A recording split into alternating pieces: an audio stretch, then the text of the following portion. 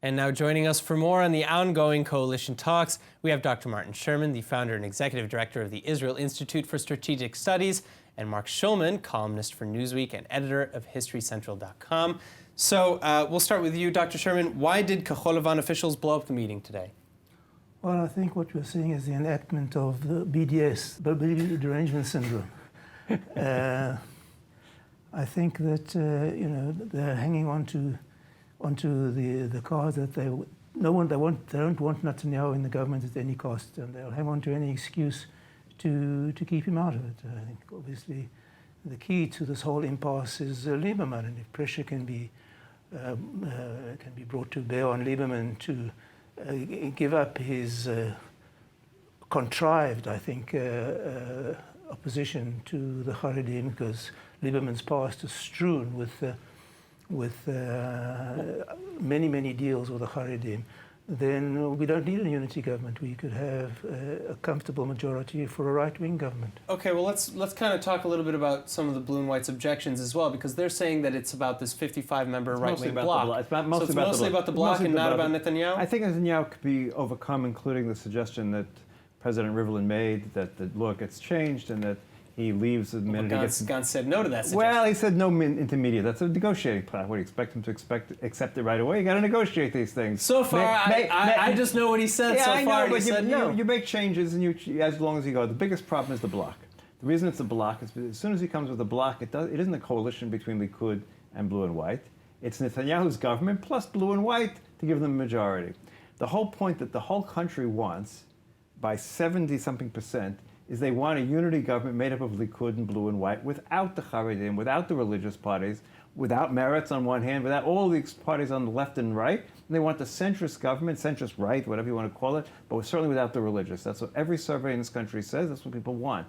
For Netanyahu is insisting on the whole bloc for two reasons. Number one, he's afraid that if he doesn't insist, one of them will jump ship and join Blue and White.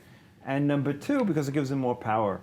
The moment he agrees to a just Likud, Blue and White, I think a deal can be made. So why do you think that Netanyahu is maybe doubling down, Dr. Sherman, instead of maybe getting rid of, negotiations aside, if this is what the public overwhelmingly wants, why wait? Well, I think Netanyahu has formed this bloc to increase his political power, and breaking the bloc will reduce his power.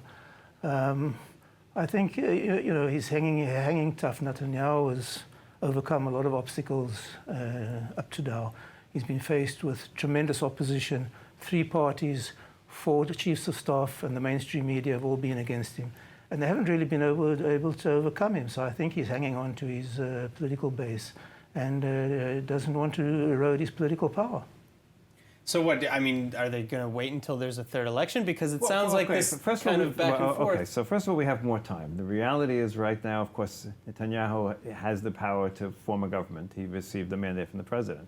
But if he gives it back to the president, then it's Gantz's turn. So Gantz can go forward with the same... But there's no way Gantz can form a government. He can go to the same deal. Gantz can't form a government. He can't have Lieberman in a government supported by the Arabs. First of all, he could, but leave that part aside. That's the point. He can't have Lieberman in the government if he's supported by the Arabs. First of all, if Lieberman's hatred of Netanyahu was greater than his hatred of the Arabs, he might. But I'm not suggesting that. I'm suggesting if there's going to be a deal without the religious parties, without the bloc, that deal can be made on the last day.